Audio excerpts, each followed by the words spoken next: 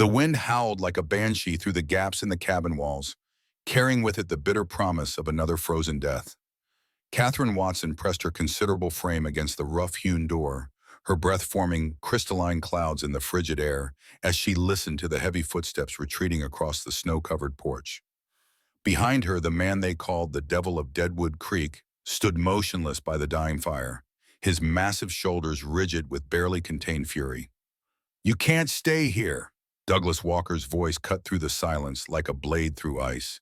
His words carried the weight of finality, the same tone that had sent 17 cooks fleeing into the wilderness over the past 2 years. None had lasted more than 3 days in his frozen domain. None had dared to challenge the unspoken rules that governed his solitary existence. Catherine turned slowly, her dark eyes meeting his pale gray ones across the sparse interior of the cabin. She had heard the stories in town, whispered tales of the giant who lived alone in the mountains, who drove away anyone who dared to breach his sanctuary. They said he was mad with grief, dangerous as a cornered wolf. They said his rage could freeze a man's blood in his veins. "I'm not leaving," she said simply, her voice steady despite the tremor in her hands. The words hung in the air between them like a declaration of war. The fire crackled and spat, casting dancing shadows across Douglas's weathered face. At 45, he was a man carved from the same unforgiving stone as the mountains that surrounded them. His dark hair, streaked with premature silver, fell across his brow as he stared at this woman who dared to defy him. She was not what he had expected when the town council had sent word of another cook. Where the others had been young and eager, she was mature and resolute. Where they had been slender and quick to flee, she was substantial and immovable as a boulder. "The last one lasted 2 days," Douglas said, his voice dropping to a dangerous whisper. "Before that, 1 day. The one before that didn't make it past sunset." He took a step toward her, his massive frame seeming to fill the entire cabin. "What makes you think you are different?"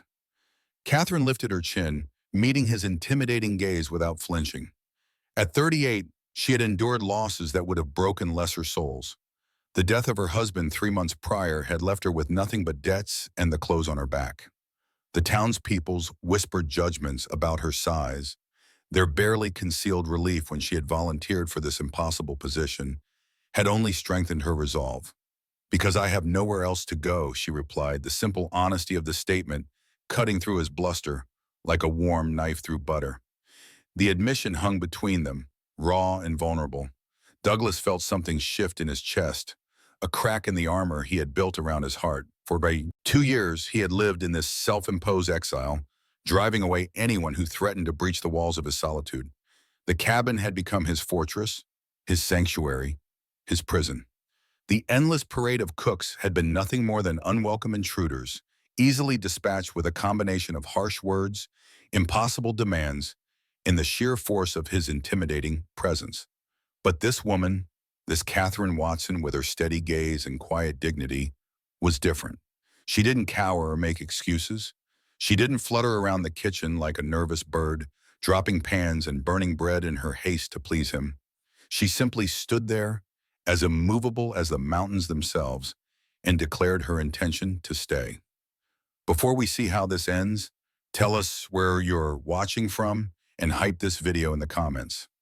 The wind picked up outside, rattling the shutters and sending a shower of snow down the chimney. The fire hissed and smoked, filling the cabin with the acrid scent of wet wood. Douglas turned away from Catherine's unwavering stare, his hands clenching and unclenching at his sides. He had perfected the art of driving people away, had honed it to a razor's edge over the months of solitude. But something about this woman's quiet determination unnerved him in ways he couldn't name. "You don't know what you're asking for," he said finally, his voice barely audible above the storm. "This isn't a place for decent folk. This isn't a place for anyone." Catherine moved away from the door, her heavy skirts rustling against the rough wooden floor. She surveyed the cabin with the practiced eye of a woman who had spent years managing a household. The single room was spartanly furnished, containing little more than a bed, a table, 2 chairs, and the massive stone fireplace that dominated one wall. Dust coated every surface, and the smell of neglect hung heavy in the air. "When did you last have a proper meal?" she asked, ignoring his warning. Her voice carried the authority of a woman accustomed to taking charge. to making order from chaos. Douglas's jaw tightened. I manage fine on my own. That's not what I asked.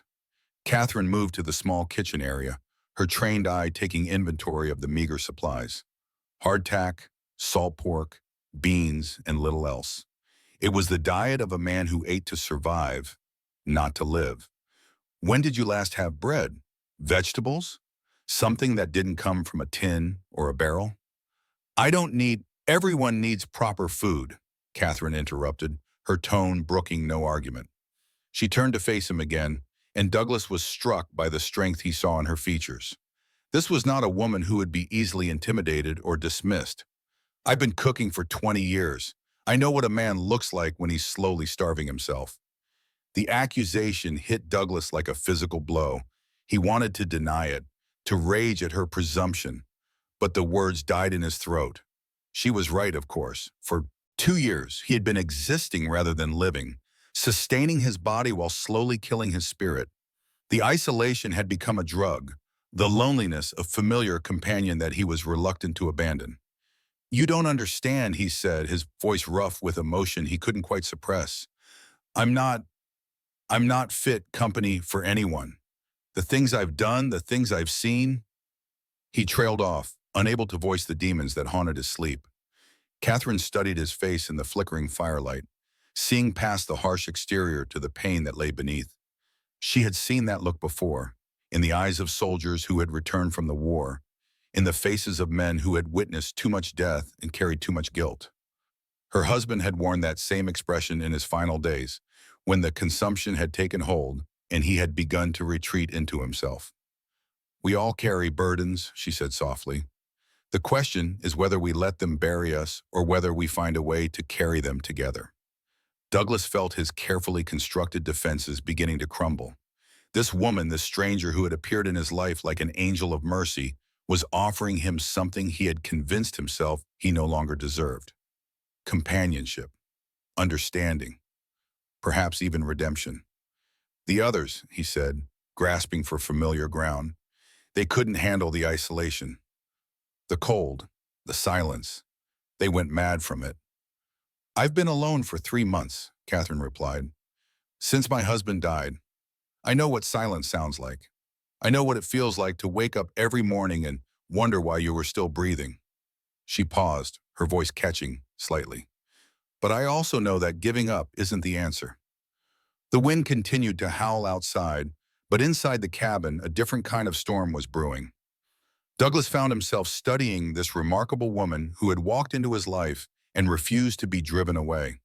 She was not beautiful in the conventional sense, not the delicate flower that society deemed acceptable, but there was something compelling about her presence, something that spoke to the part of him that had been dormant for too long. You'll change your mind, he said, but the conviction had gone out of his voice. When you see what this place does to people, when you understand what I am, you'll run like all the others. Catherine moved to the fireplace and began building up the dying flames, her movements efficient and purposeful. I've been running for 3 months, she said without looking at him, running from creditors, from judgment, from pity. I'm tired of running.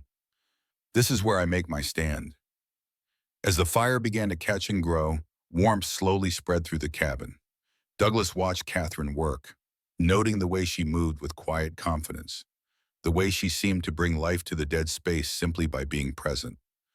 For the first time in 2 years, the cabin felt less like a tomb and more like a home. There are rules, he said finally, his voice gruff with reluctance. If you're determined to stay, there are rules you need to understand. Catherine straightened, turning to face him with an expression of calm attention. I'm listening. I don't talk much. I don't like noise. I don't like questions about my past or my business. Douglas ticked off each point on his fingers, his voice growing stronger as he fell back into familiar patterns. I eat breakfast at dawn, dinner at sunset. I don't want conversation with my meals. I don't want company in the evenings. Anything else? Catherine asked when he fell silent.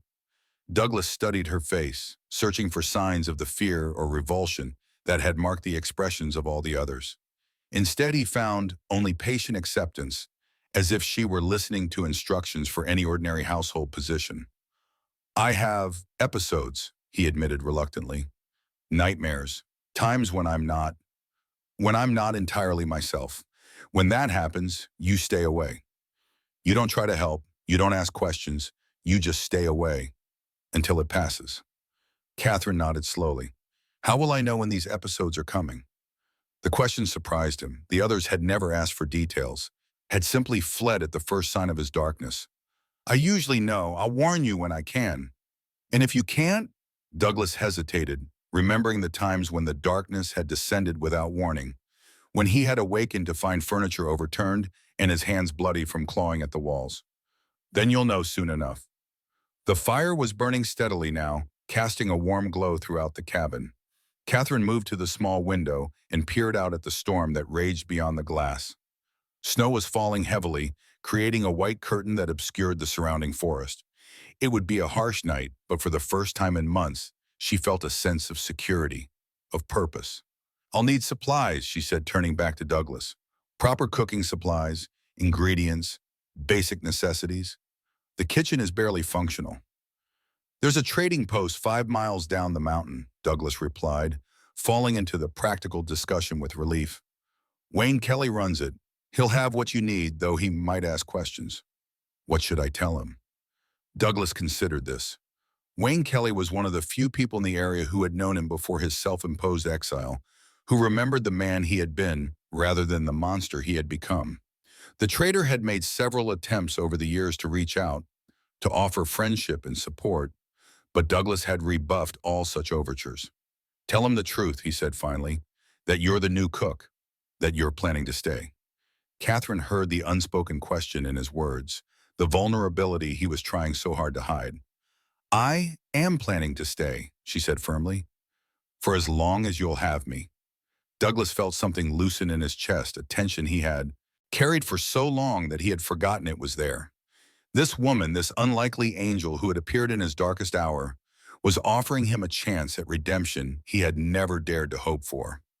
The pay isn't much, he said, grasping for the mundane details that would make this arrangement feel real and manageable. Room and board, plus a small wage. It's not enough to make you rich. I don't need to be rich, Catherine replied. I just need to be useful. As the storm raged outside, the two unlikely companions settled into an uneasy truce. Catherine busied herself with taking inventory of the cabin's contents, while Douglas sat by the fire, watching her work with a mixture of suspicion and fascination.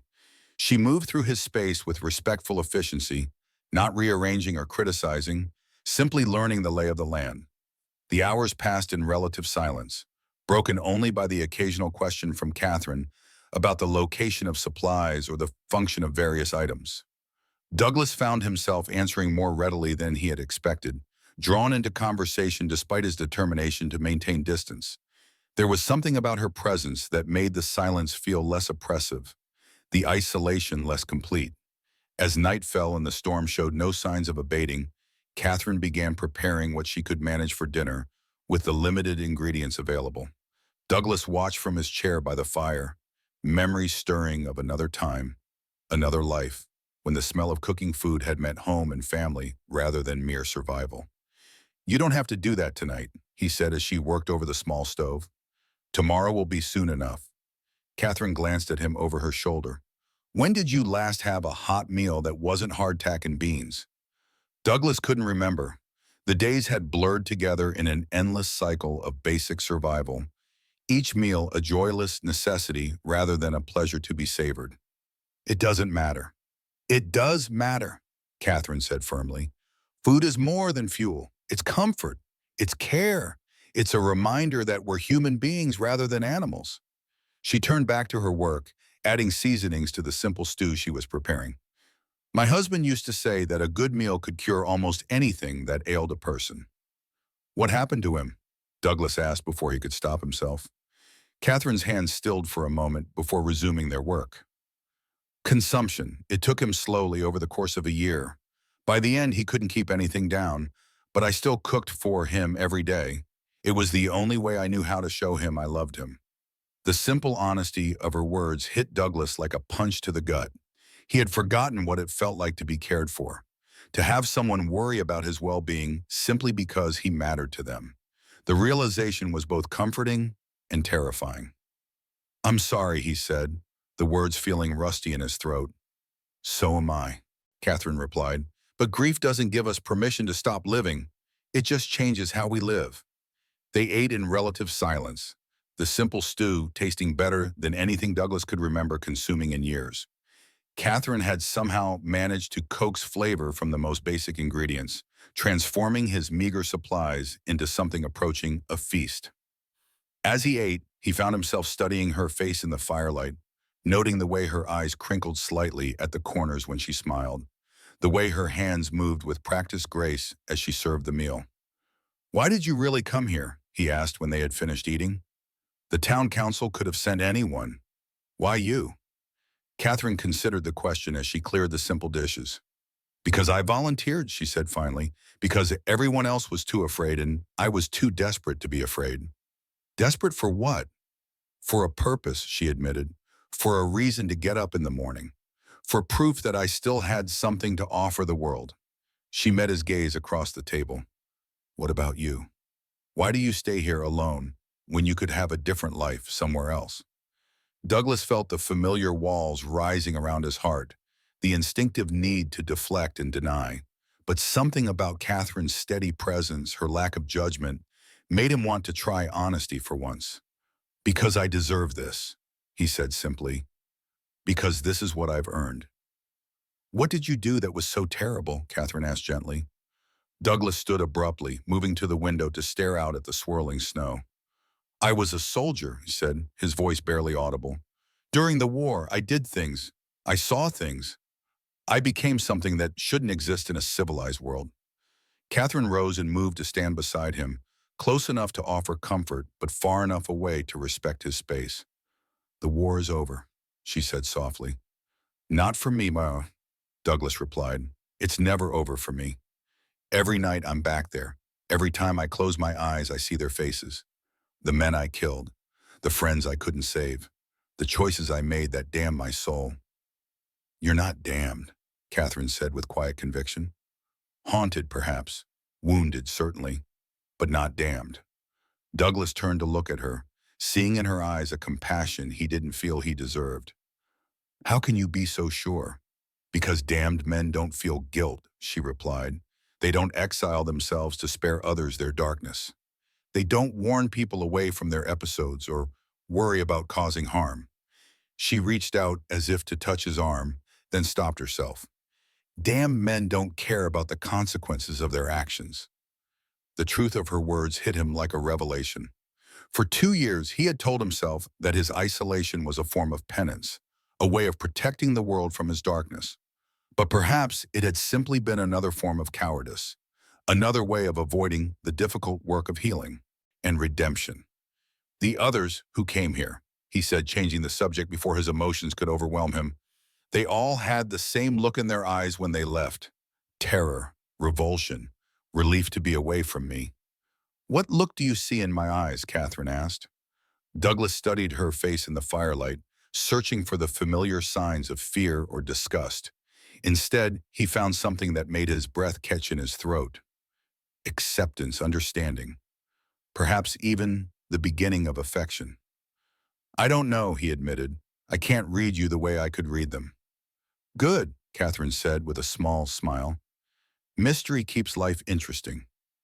The next morning dawned clear and cold, the storm having blown itself out during the night. Catherine rose before Douglas, as was her habit, and set about preparing breakfast with the supplies at hand. She had slept on a makeshift bed near the fireplace, wrapped in blankets that smelled of wood smoke and solitude. It had been the best sleep she'd had in months. Douglas emerged from his small sleeping area to find the cabin transformed. Catherine had somehow managed to clean and organize the space without disturbing the essential character of his refuge. The surfaces gleamed, the fire burned brightly, and the smell of fresh coffee filled the air like a promise of better days to come. "You didn't have to do all this," he said, his voice gruff with sleep and emotion. "I know," Catherine replied, not looking up from the stove. "But I wanted to. It's what I do." They ate breakfast in companionable silence, the morning light streaming through the clean windows and painting everything in shades of gold and amber. Douglas found himself relaxing in ways he hadn't experienced in years, his usual morning anxiety replaced by something approaching peace. "I'll need to go to the trading post today," Catherine said as they finished their meal, "to get proper supplies." Douglas nodded, though the thought of her venturing out alone made him unexpectedly anxious. The path can be treacherous after a storm. "I should come with you."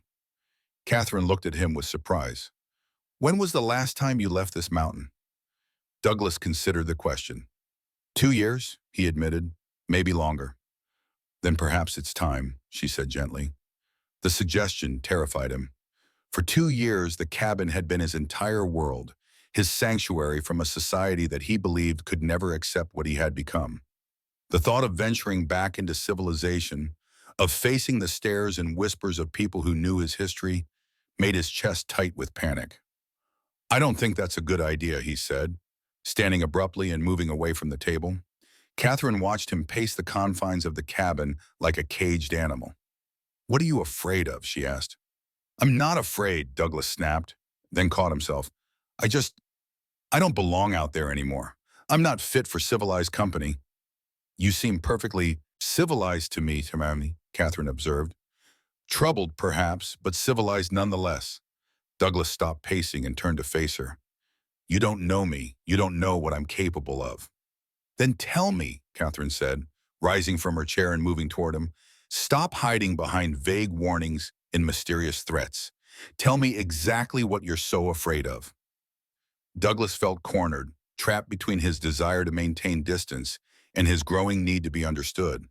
"I killed 17 men in a single day," he said, the words tumbling out like a confession. "Not in battle, not in self-defense, but in cold blood. I executed prisoners who had surrendered. I burned a town full of civilians because my commanding officer told me to. I became a monster, Catherine. A monster that shouldn't be allowed to walk among decent people." Catherine absorbed his words without flinching, her expression remaining calm and steady. "That was during the war," she said finally. "That doesn't excuse it." "No," Catherine agreed, "but it explains it.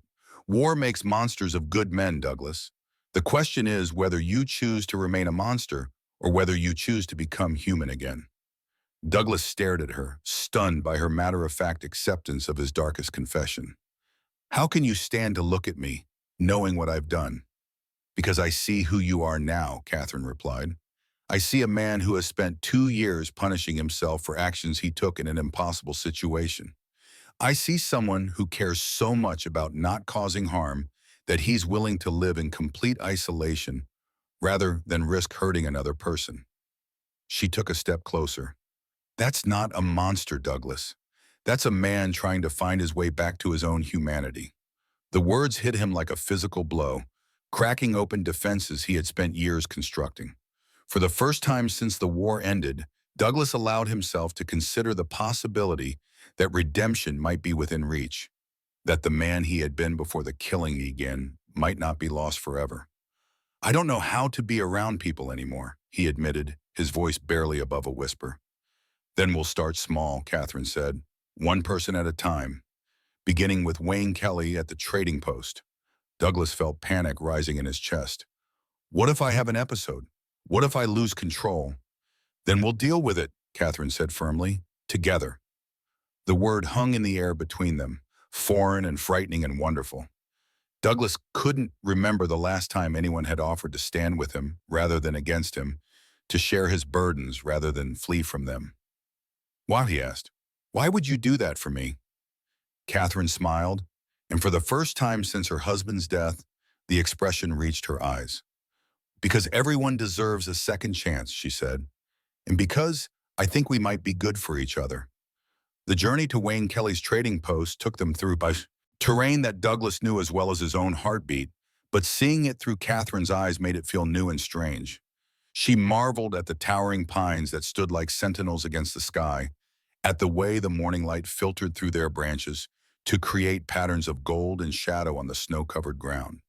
Her wonder was infectious, reminding Douglas of a time when he had found beauty in the world rather than seeing only potential threats in hiding places.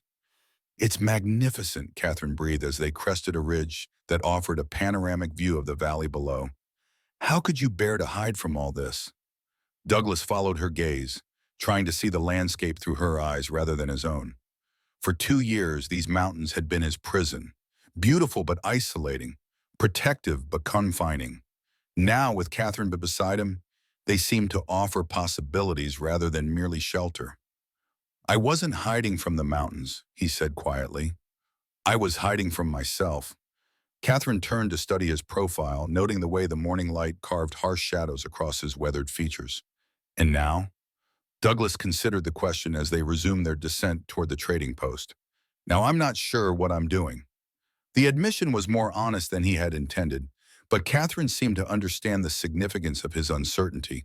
For a man who had spent 2 years in rigid isolation, confusion was a sign of growth, evidence that his carefully constructed walls were beginning to crumble.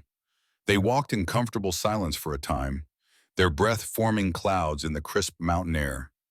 Douglas found himself hyper-aware of Catherine's presence beside him, the way she moved with surprising grace despite her size, the way she seemed to bring warmth to the cold landscape simply by being present.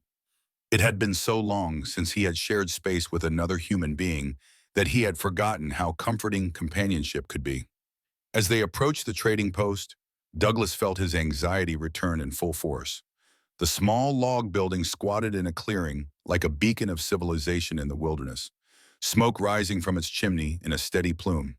Through the windows he could see the warm glow of lamplight and the shadowy figures of other customers going about their business. I can't do this, he said, stopping abruptly on the edge of the clearing. Catherine paused beside him, following his gaze to the trading post. What are you afraid will happen? They'll know, Douglas said, his voice tight with panic.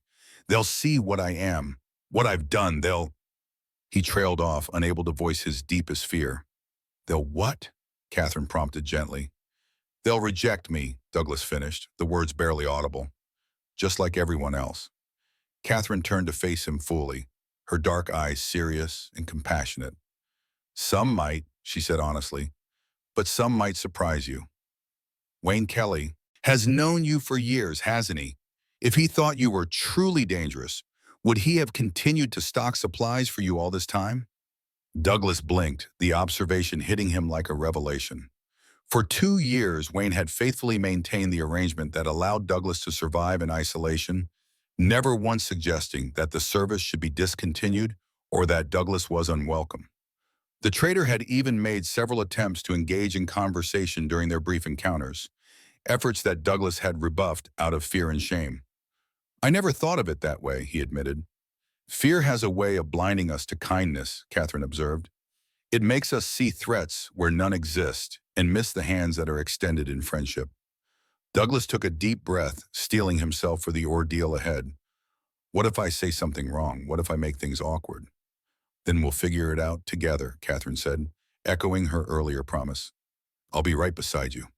The simple assurance gave Douglas the courage he needed to take the first step toward the trading post. As they crossed the clearing, he felt as though he were walking toward his own execution, each footfall bringing him closer to a reckoning he had avoided for too long.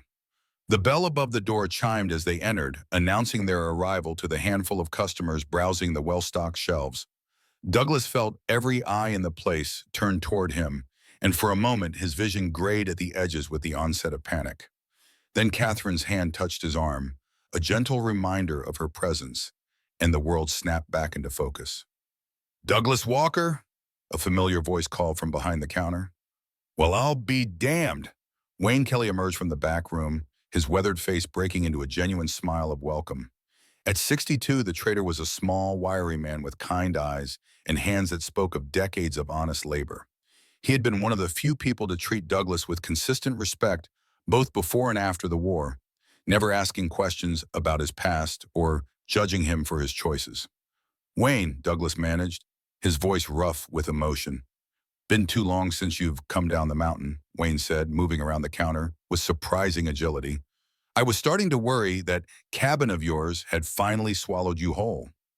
The casual warmth of the greeting caught Douglas off guard. He had expected suspicion, fear, perhaps even hostility. Instead, he found himself faced with the same genuine friendship that Wayne had always offered, unchanged by the passage of time or the weight of Douglas's sins. "I've been managing," Douglas said awkwardly. Wayne's eyes shifted to Catherine, taking in her presence with obvious curiosity but no judgment. "And who might this lovely lady be?" "Catherine Watson," Catherine said, stepping forward with a warm smile. "I'm the new cook up at Mr. Walker's place." "Cook?" Wayne's eyebrows rose in surprise.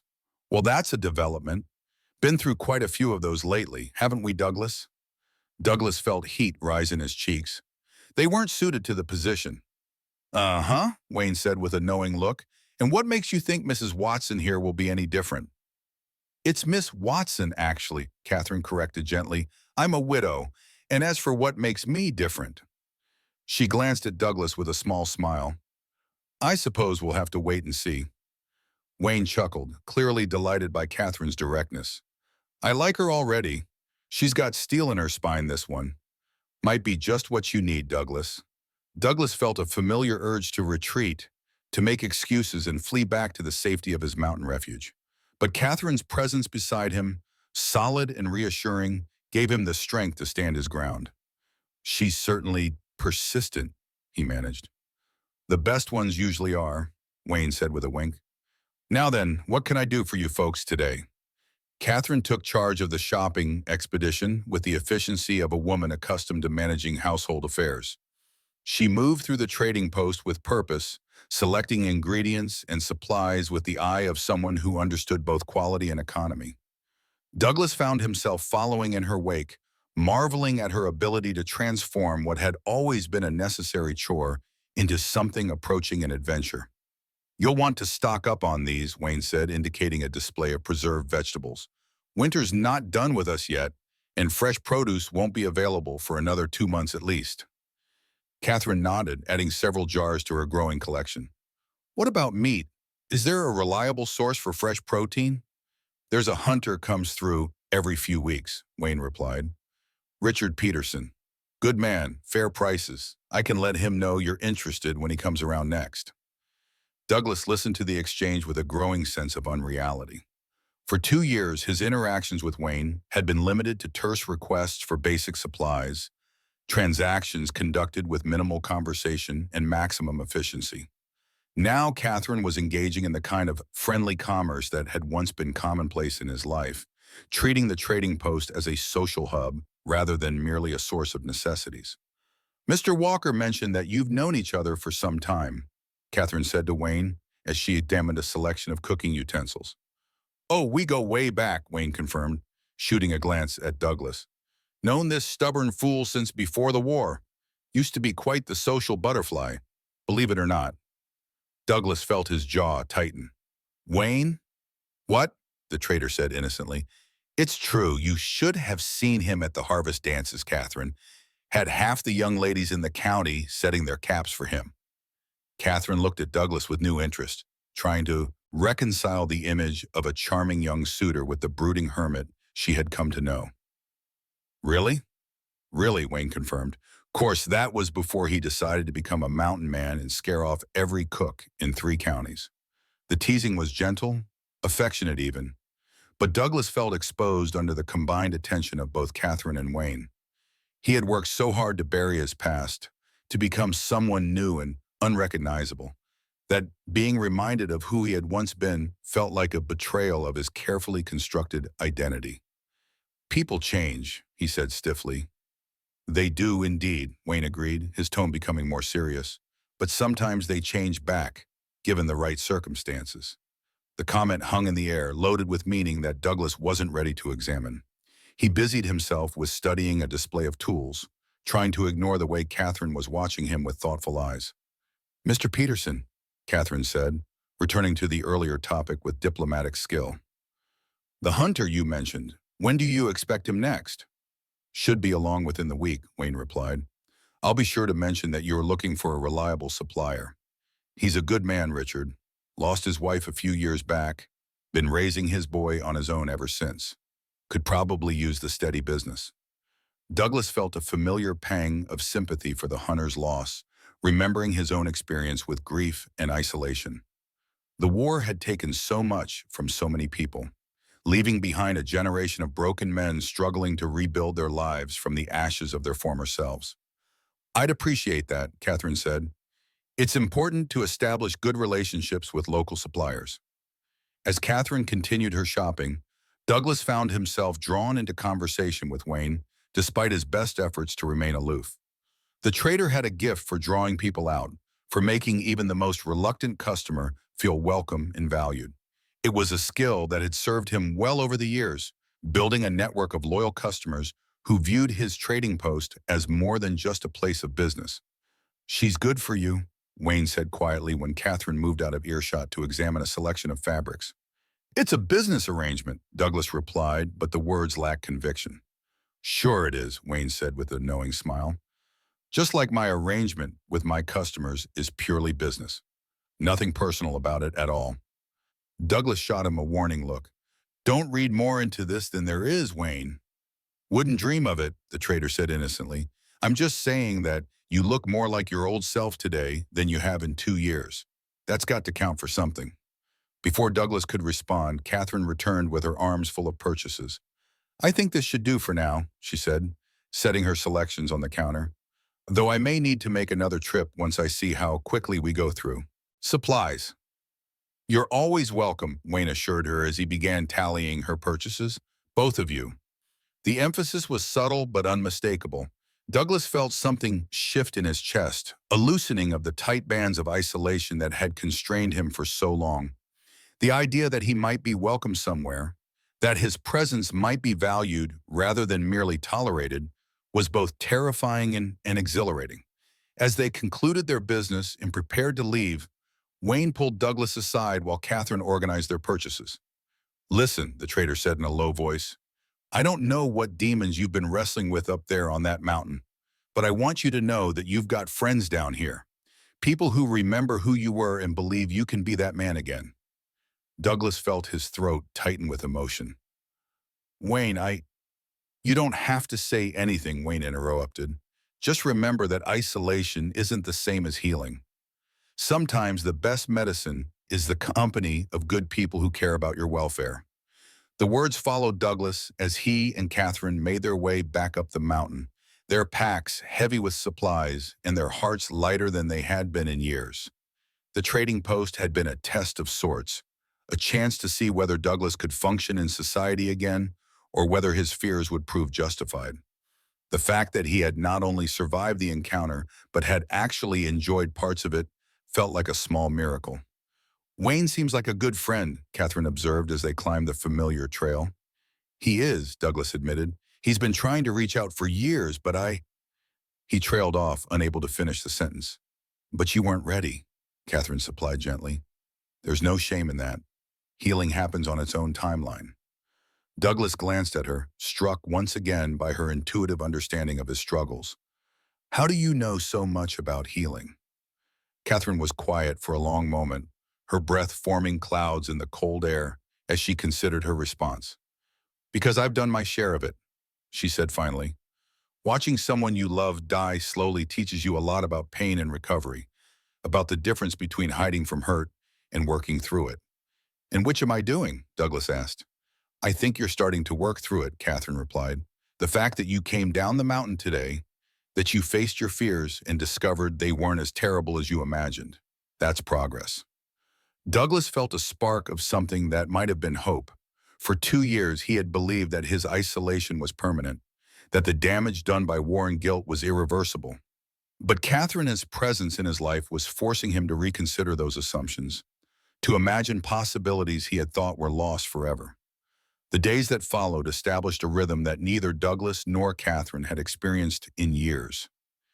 Each morning, Catherine would rise before dawn to prepare breakfast, filling the cabin with the smells of coffee and fresh bread.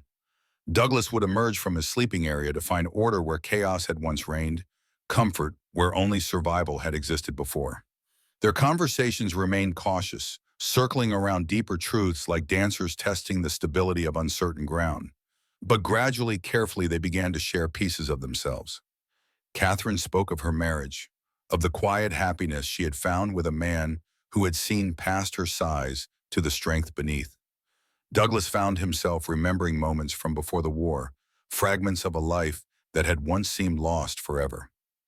"Tell me about the harvest dances," Catherine said one evening as they sat by the fire, her mending in her lap and the soft light playing across her features. Douglas looked up from the book he had been pretending to read. "What about them? Wayne made it sound like you were quite the social creature once upon a time." Douglas felt the familiar urge to deflect, to change the subject to safer ground. But something about Catherine's genuine curiosity, her lack of judgment, made him want to try honesty. "I was different then," he said slowly. "Young, naive. I thought the world was a place where good intentions and hard work were enough to guarantee happiness. What changed your mind?" Douglas stared into the fire, watching the flames dance and flicker like memories made manifest. "The war changed everything. I went in thinking I was fighting for something noble, something worth dying for. I came out knowing that I had become something that shouldn't be allowed to live." Catherine set down her mending and gave him her full attention. "What happened?"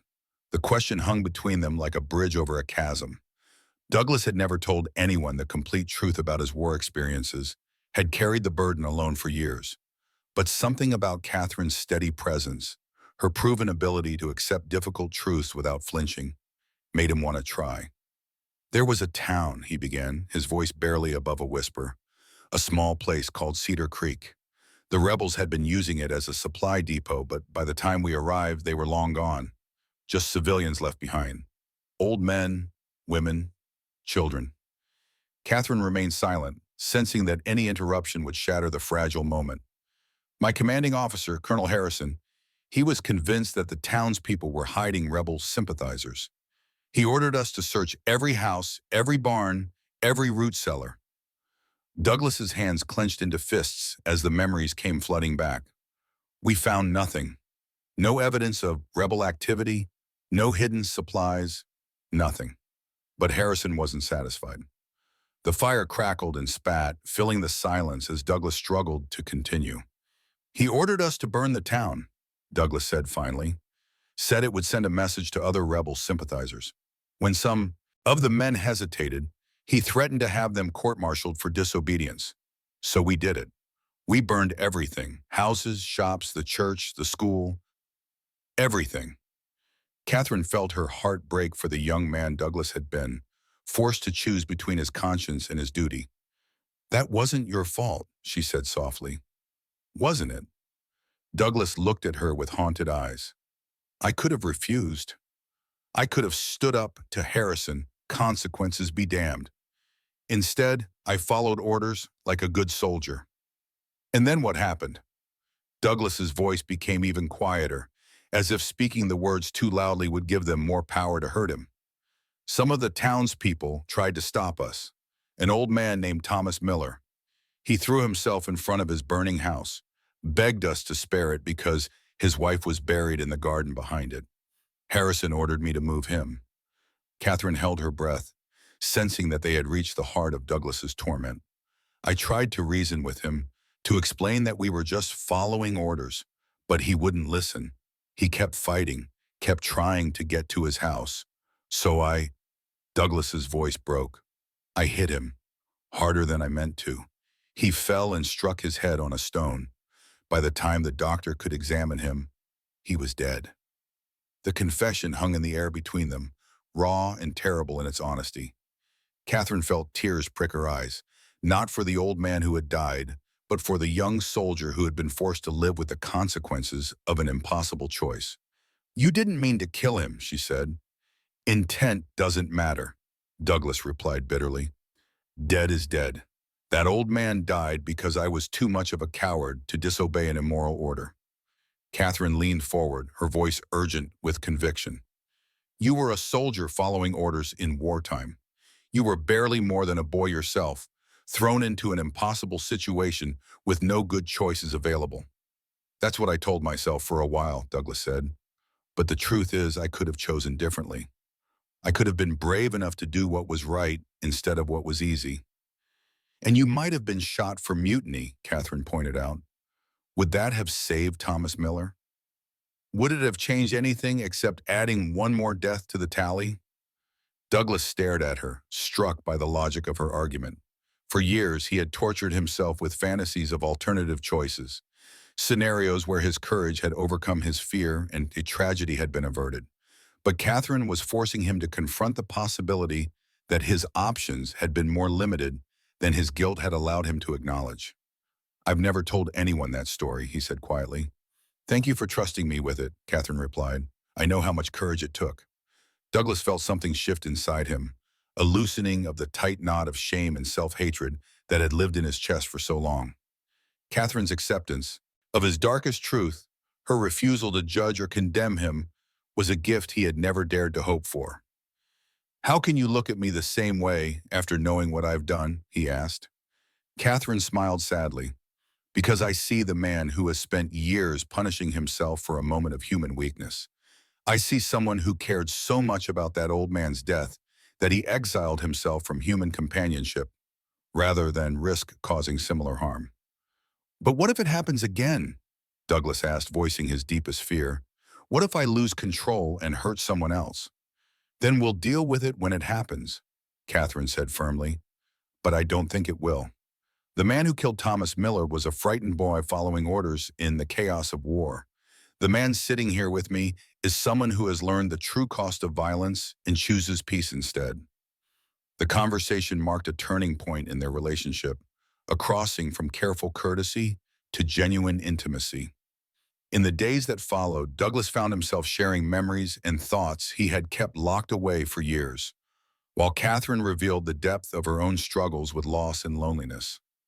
She told him about the long nights spent watching her husband waste away, about the helplessness of loving someone she couldn't save. She spoke of the judgment she had faced from neighbors who whispered about her size, who suggested that her husband's illness was somehow connected to her failure to provide proper care. She described the crushing loneliness that had followed his death, the sense that she had lost not only her companion, but her entire purpose in life. "I used to lie awake at night and wonder if anyone would miss me if I just disappeared," she admitted one evening as they shared a simple dinner. "If anyone would even notice I was gone."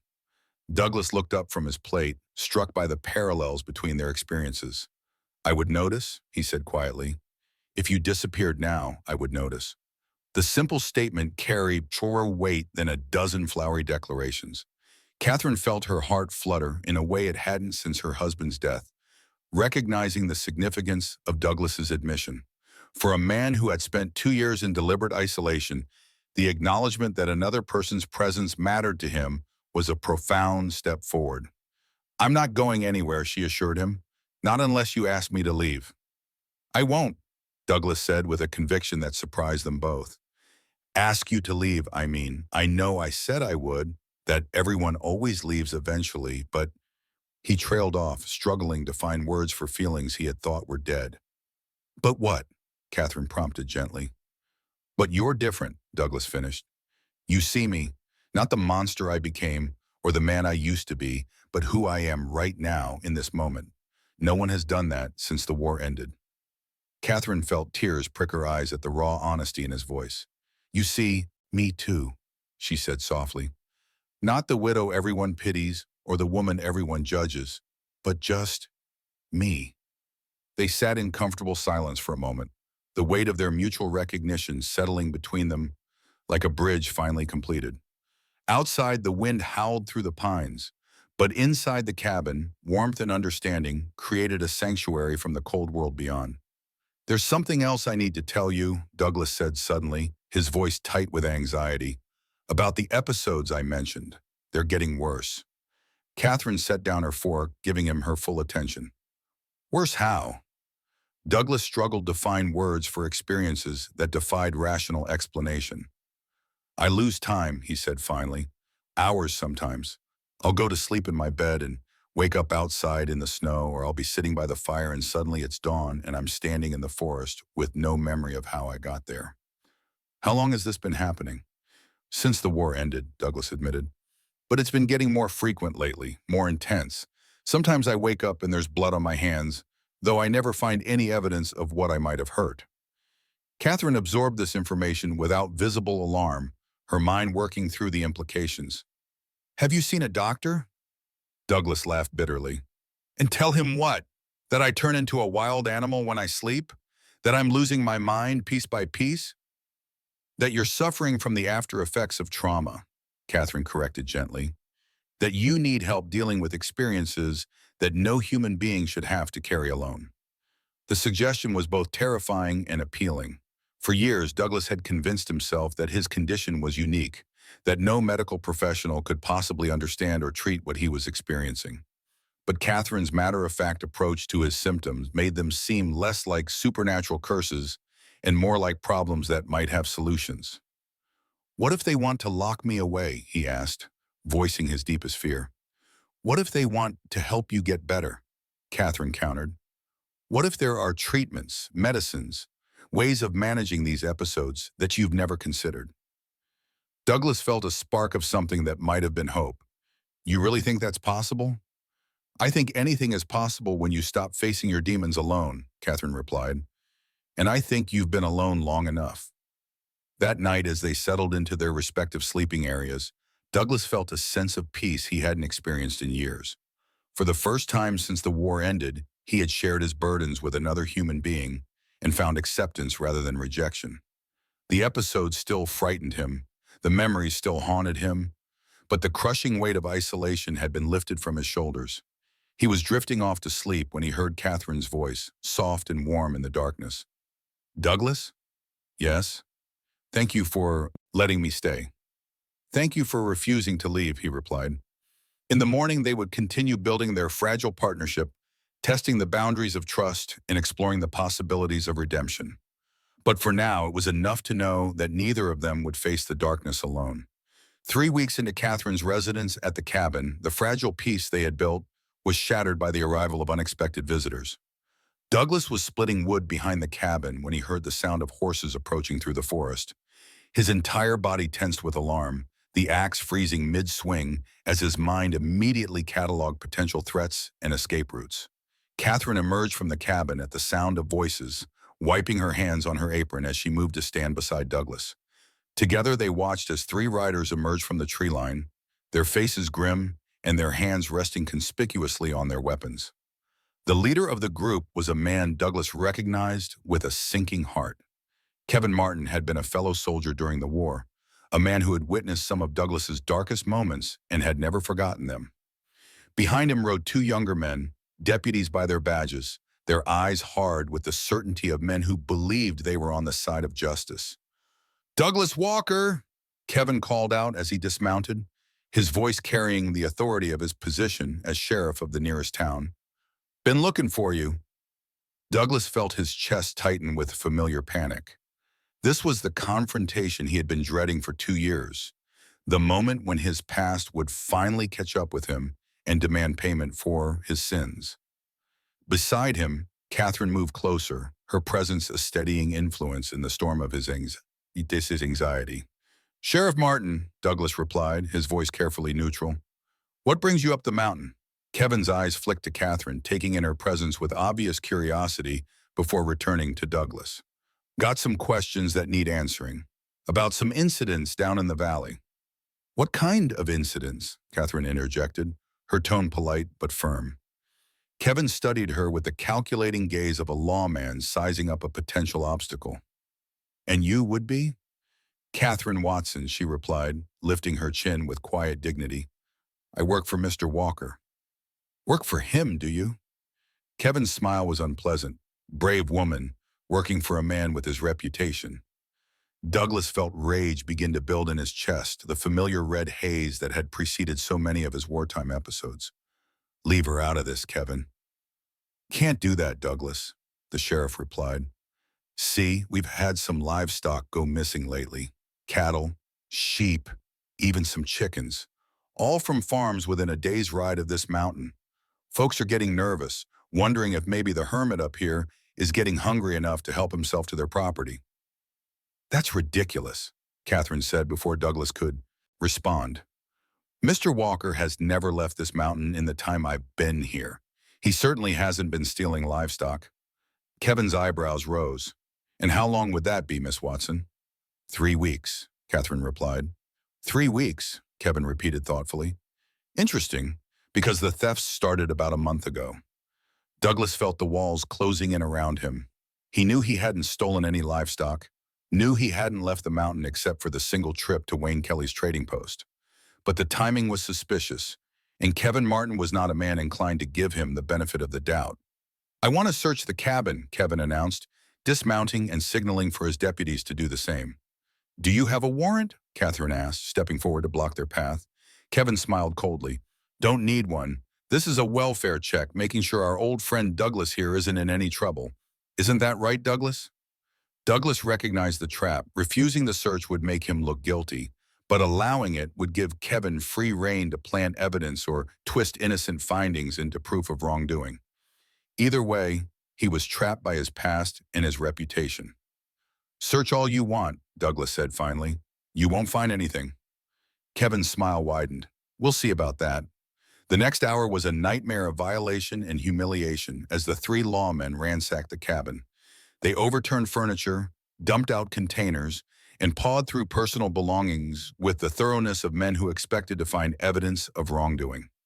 Catherine watched in silent fury as they destroyed the order she had worked so hard to create, her hands clenched into fists at her sides. Well, well, Kevin said suddenly from the back corner of the cabin.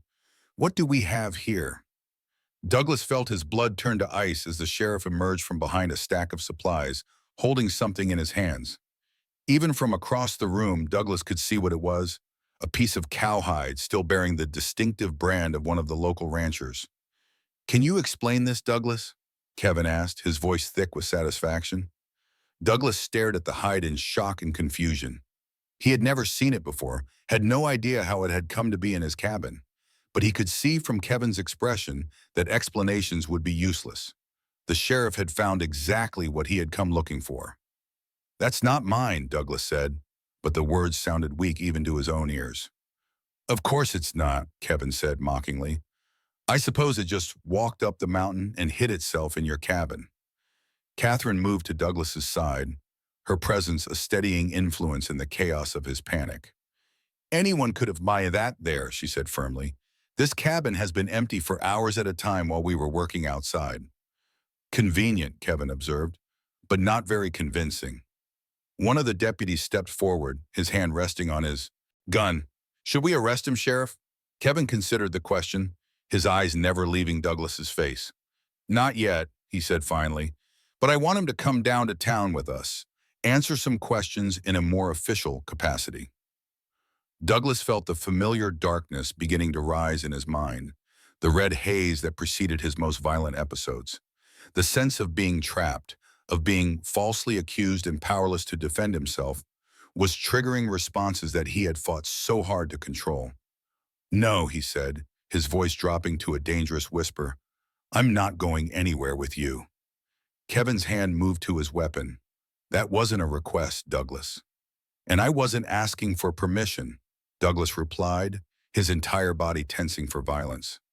Catherine saw the change in him, recognized the signs of an impending episode from his earlier descriptions. Without thinking, she stepped between Douglas and the sheriff, her arms spread wide in a gesture of protection. Stop, she said firmly. All of you, just stop. The confrontation hung in the balance, poised on the edge of violence that would destroy everything Douglas and Catherine had built together. Kevin Martin's hand tightened on his weapon while his deputies shifted nervously, sensing the dangerous shift in the atmosphere. Douglas stood frozen behind Catherine, his entire body trembling with the effort of maintaining control. Move aside, Miss Watson, Kevin ordered, his voice deadly serious. This is official business. No, Catherine replied, her voice steady despite the fear coursing through her veins. I won't let you take him. You're interfering with a lawful investigation, one of the deputies warned. Catherine turned to face him, her eyes blazing with protective fury. I'm preventing a lynching, she corrected. Because that's what this is, isn't it? You've already decided he's guilty. You planted that evidence, and now you want to drag him down to town where a mob can finish what you started. Kevin's face darkened with anger. That's a serious accusation, Miss Watson. It's a serious situation, Catherine shot back. You ride up here with planted evidence and expect us to believe it's a coincidence? You think we're fools? Douglas watched the exchange with a mixture of amazement and terror. No one had ever stood up for him like this, had ever put themselves at risk to protect him from the consequences of his past. Catherine's fierce defense was both humbling and frightening because it meant she had something to lose if things went wrong. "Catherine," he said quietly, his voice barely audible above the tension, "it's all right, I'll go with them." "No, you won't," Catherine replied without turning around. "Because if you do, you'll never come back. We both know it." The truth of her words hit everyone present like a physical blow. Kevin Martin's reputation for frontier justice was well known, and his personal history with Douglas made the situation even more volatile. If Douglas left the mountain with the sheriff, there was a very real chance he would never return. "You can't protect him forever," Kevin said, his voice cold with menace. "Sooner or later, he'll have to face justice for what he's done." "What he's done?"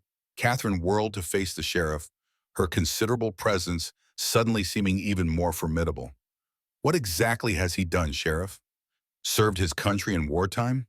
Made difficult choices in impossible circumstances? Isolated himself to avoid causing harm to others?" "He's a killer," Kevin spat. "A mad dog who belongs in a cage or a grave." The words hit Douglas like physical blows, confirming every fear and self-doubt he had carried for years. But Catherine's response surprised everyone present. She laughed. The sound was bitter and harsh, cutting through the tension like a blade. "A killer?" she repeated. "Sheriff, I've been living alone with this supposed killer for 3 weeks. If he were truly dangerous, don't you think I would have noticed by now?"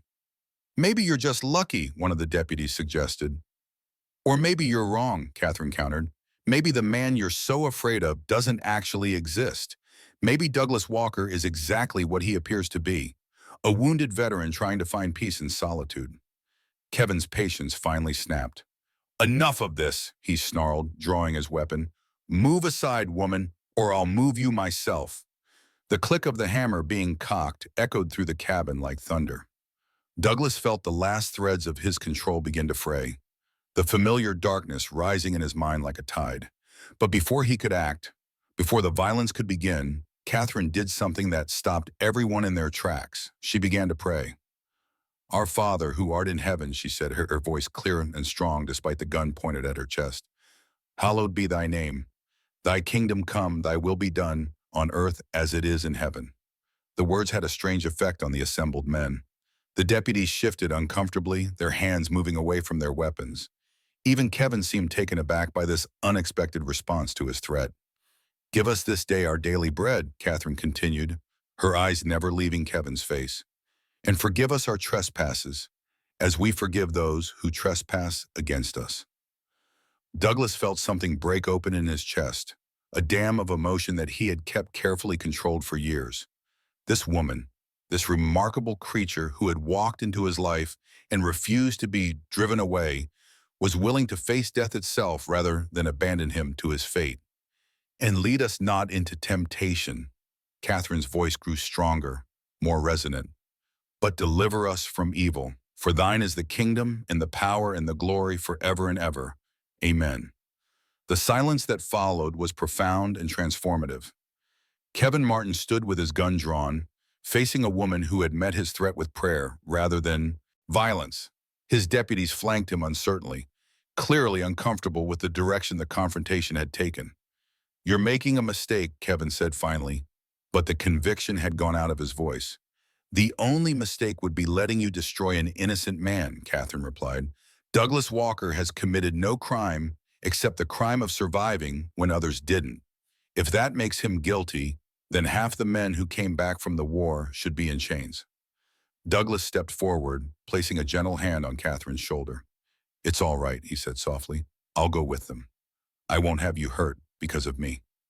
Catherine turned to look at Trin, her eyes bright with unshed tears. "You don't understand," she said. "If they take you, I'll have nothing left. You're not just my employer, Douglas. You're my friend, my family. The only person in the world who sees me as something more than a burden or an object of pity." The admission hung in the air between them, raw and honest and beautiful. Douglas felt his heart break and heal simultaneously, overwhelmed by the depth of Catherine's loyalty and the magnitude of what she was offering him. "And you're mine," he replied, his voice thick with emotion. "The only person who's ever seen past the monster to find whatever humanity might still be left." Kevin Martin watched this exchange with growing frustration and confusion. He had come to the mountain expecting to arrest a dangerous criminal, but instead he had found a man and woman whose bond transcended anything he could understand. The evidence he had planted seemed suddenly insignificant in the face of their obvious devotion to each other. "This isn't over," he said finally, holstering his weapon with obvious reluctance. "Yes, it is," Catherine replied firmly, "because if you come back here with more false accusations and planted evidence, I'll make sure everyone in the territory knows exactly what kind of lawman you really are." The threat was delivered with quiet conviction, and Kevin recognized the steel beneath Catherine's gentle exterior. This was not a woman who made idle promises, and her reputation in the community would carry weight that his badge alone could not overcome. "Come on," he said to his deputies, his voice tight with defeat. "We're done here." As the sound of hoofbeats faded into the distance, Douglas and Catherine stood together in the wreckage of their cabin, surrounded by the debris of the search, but united by something stronger than fear or suspicion. The confrontation had stripped away the last pretenses between them, revealing the depth of their connection and the strength of their mutual commitment. "They'll be back," Douglas said quietly, surveying the damage to their home. "Let them come," Catherine replied, already beginning to restore order to the chaos. "They have no power over us unless we give it to them." Douglas watched her work, marveling at her resilience and determination. Lesser souls would have been broken by what they had just endured, would have fled at the first sign of serious trouble. But Catherine seemed to draw strength from adversity to become more formidable in the face of opposition. "Why," he asked suddenly, "why did you risk everything to protect me?" Catherine paused in her cleaning, considering the question with the seriousness it deserved. "Because everyone deserves someone who will stand with them when the world turns against them," she said finally. "Because you would have done the same for me." Douglas knew she was right. Somewhere in the process of learning to trust Catherine, he had also learned to love her. Not the desperate passion of youth, but the steady, enduring affection of two souls who had found solace in each other's company. She had become his anchor, his reason for believing that redemption was possible. "I love you," he said, the words emerging without conscious thought. Catherine straightened, her hands stilling on the overturned chair she had been writing. For a moment, the cabin was silent, except for the crackling of the fire and the whisper of wind through the pines. "I love you too," she replied, her voice soft but certain. "I have for weeks, but I wasn't sure you were ready to hear it." Douglas crossed the room in 3 quick strides, gathering Catherine into his arms with a desperation born of years of loneliness and isolation. She came to him willingly, her substantial frame fitting perfectly against his larger one, her warmth banishing the last remnants of cold from his heart. "I thought I was beyond saving," he whispered against her hair. "I thought the war had destroyed everything good in me." "The war damaged you," Catherine corrected, pulling back to look into his eyes. "But it didn't destroy you. If it had, you wouldn't have spent 2 years torturing yourself with guilt. You wouldn't have isolated yourself to protect others from potential harm. You wouldn't have been capable of the kindness you've shown me." Douglas felt tears prick his eyes, emotions he had suppressed for years finally finding release. "I don't deserve you." "Deserve has nothing to do with it," Catherine said firmly. "Love isn't a reward for good behavior. It's a gift that two people give each other, freely and without conditions." They held each other in the ruins of their cabin, two damaged souls who had found healing in each other's arms. Outside, the world continued its harsh judgment and cruel indifference. But inside their sanctuary, love had taken root and grown strong enough to withstand any storm. Over the following days, they rebuilt their home with new purpose and determination. The physical repairs were straightforward enough, but the emotional reconstruction was more complex. They talked for hours about their fears and dreams, their past mistakes and future hopes. They planned for a life together that neither had dared to imagine possible. Douglas began venturing down the mountain more frequently, accompanying Catherine on trips to the trading post, and gradually rebuilding his connections to the community. Wayne Kelly welcomed them both with obvious delight and even introduced Douglas to Richard Peterson, the hunter who would become a reliable supplier of fresh meat and, eventually, a trusted friend. The episodes that had plagued Douglas for years began to diminish in frequency and intensity. The combination of Catherine's stabilizing presence, regular meals, and the gradual healing of his psychological wounds created an environment where recovery became possible. He still had difficult nights, still wrestled with memories and guilt, but he no longer faced these demons alone. Catherine bloomed in their partnership, her natural warmth and competence finding full expression in their shared life. She established herself as an essential part of the mountain community, her cooking skills and generous spirit making her welcome wherever she went. The whispers and judgments that had followed her in her previous life were replaced by respect and genuine affection. 6 months after Kevin Martin's failed attempt at arrest, Douglas and Catherine were married in a simple ceremony at Wayne Kelly's trading post. The guest list was small but meaningful. Wayne himself served as witness, Richard Peterson provided fresh venison for the celebration, and even a few of the local ranchers attended, their earlier suspicions replaced by grudging respect for the couple's obvious devotion to each other. As they exchanged vows in the warm glow of the trading post's main room, Douglas marveled at the journey that had brought them to this moment. Two broken souls had found each other in the wilderness and discovered that healing was possible when shared with someone who understood the true cost of survival. "Do you take this woman to be your lawfully wedded wife?" Wayne asked, his weathered face beaming with joy. "I do," Douglas replied, his voice strong and certain, "for as long as she'll have me." "And do you take this man to be your lawfully wedded husband?" Wayne asked Catherine. "I do," she said, her eyes bright with tears of happiness, "for as long as we both shall live." As they kissed to seal their union, the assembled guests erupted in cheers and applause. But Douglas and Catherine heard only each other's heartbeats, felt only the warmth of their shared love, saw only the bright future that stretched before them like a promise finally kept. They returned to their mountain cabin as husband and wife, ready to face whatever challenges the world might bring. The isolation that had once been Douglas's prison had become their sanctuary, a place where love could grow without interference from a world that too often confused strength with cruelty and healing with weakness. In the end, the cook who had refused to leave had done more than simply stay. She had transformed a broken man into a whole one, turned a house into a home, and proved that sometimes the greatest victories are won not through violence or conquest, but through the simple act of refusing to abandon someone who needs you most. As winter settled over the mountains once again, Douglas and Catherine sat by their fire, planning for the spring and the new life they would build together.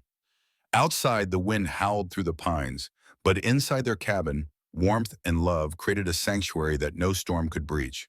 They had found in each other what they had both been searching for, a reason to hope, a purpose worth pursuing, and a love strong enough to heal even the deepest wounds. The man who had driven away 17 cooks in 2 years had finally found the one person stubborn enough to stay, brave enough to fight for him, and wise enough to see past his darkness to the light that still burned within. And in doing so, they had both discovered that redemption was not something to be earned through suffering, but something to be claimed through the courage to love and be loved in return.